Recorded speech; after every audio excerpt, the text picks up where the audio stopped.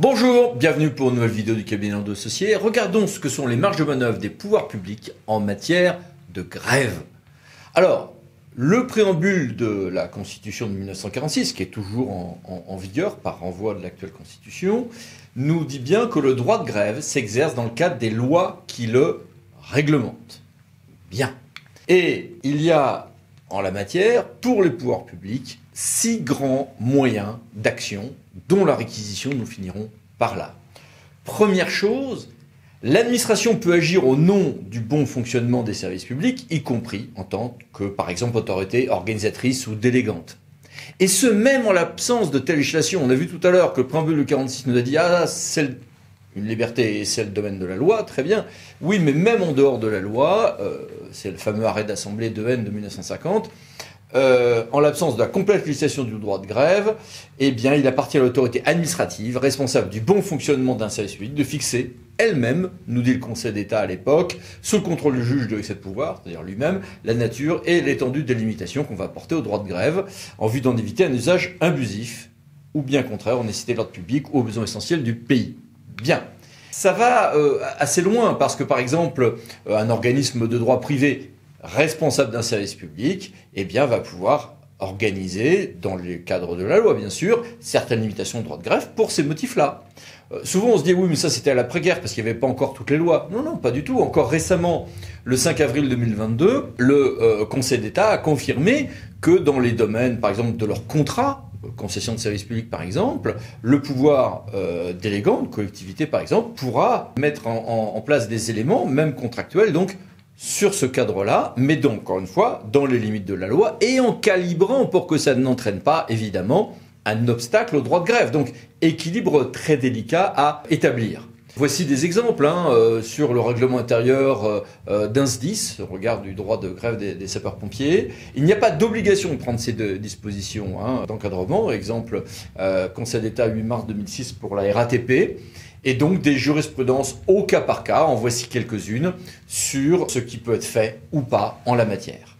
Deuxième élément, parfois, autre solution, sur un total de 6, il peut tout simplement être procédé par libération du domaine public. Si la grève se combine avec une occupation du domaine public, notamment si cette occupation est illégale, entraîne des troubles, il peut y avoir, l'administration elle-même peut prendre des mesures, elle peut demander au juge administratif, ou parfois judiciaire, l'expulsion du domaine. Judiciaire notamment si on est sur de la voirie, enfin, voie communale.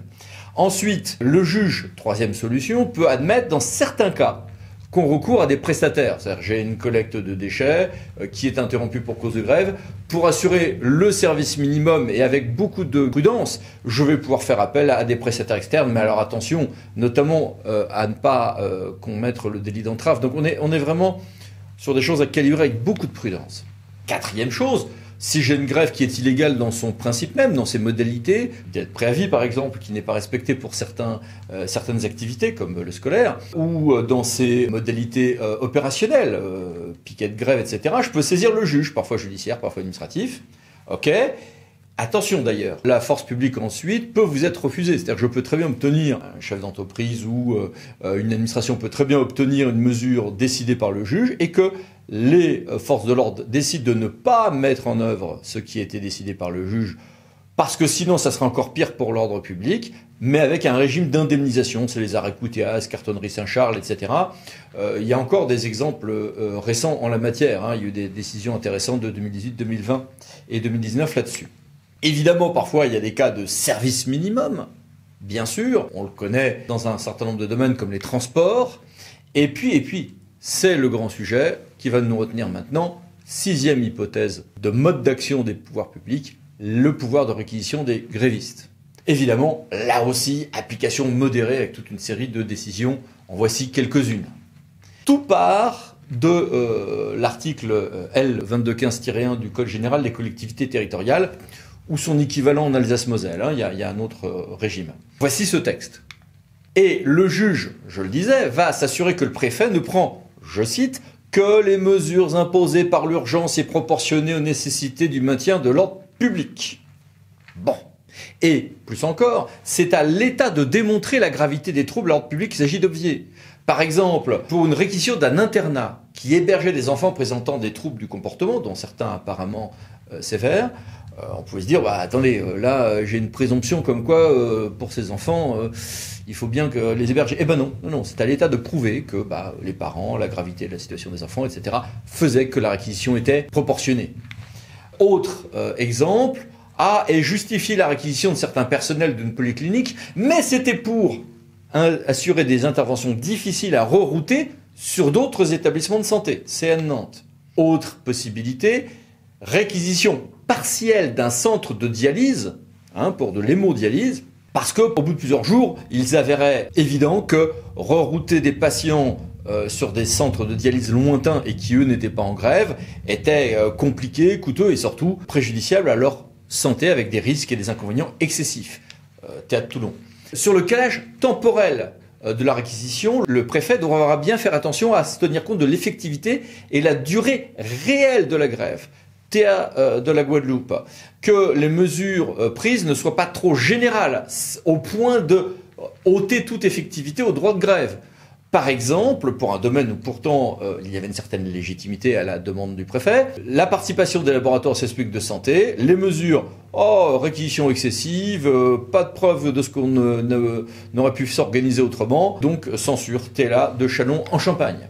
Par exemple, dans un cas tranché par le Conseil d'État, mais qui confirmait une ordonnance du TA de la Guadeloupe, on avait une réquisition nominative de toutes les sages-femmes en grève, égale possibilité d'agir en référé-liberté, car l'urgence ressortait de la réquisition nominative et on touche à une liberté, donc là aussi censure.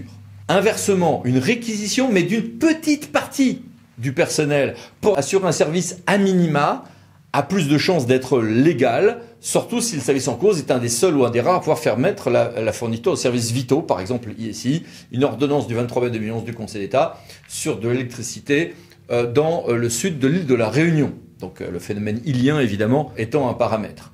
Pour un cas de réquisition légale de kérosène peu avant que l'aéroport Charles de Gaulle ne se retrouve incapable de fonctionner, voici une autre ordonnance du Conseil d'État de 2010. Évidemment, le juge n'est pas très rétif à accepter des réquisitions de personnel minima quand il s'agit de centrales nucléaires, y compris pour des mises à l'arrêt de tranches. La sécurité est évidemment un paramètre. Alors, comment conclure tout ceci ? Il y a au moins 6 axes possibles d'action qui sont appréciés au cas par cas. Le premier qui vient à l'esprit, c'est évidemment la réquisition. Et vous le voyez, tout est question de mesure. Et très souvent, l'autorité publique a intérêt à attendre que la situation se dégrade, qu'on prouve qu'on n'a pas réussi à faire autrement. Et une réquisition de personnel, par exemple pour des raffineries de produits pétroliers, eh bien, on aura souvent intérêt à combiner ceci avec des mesures complémentaires. Interdiction d'utilisation de jerrycans sauf panne, mesures propres à certains départements avec encadrement des nombres de litres à la pompe ou de ce genre de choses pour prouver qu'on a fait vraiment son possible et que la limitation du droit de grève qu'est la réquisition soit vraiment limitée à des cas particuliers et après avoir essayé d'autres solutions. D'où souvent d'ailleurs un problème temporel un peu difficile à calibrer pour les pouvoirs publics, surtout si on prend en compte d'autres paramètres, évidemment, sociaux et politiques. Voilà, à bientôt pour d'autres vidéos du cabinet Landau Associés. Merci, à bientôt, au revoir.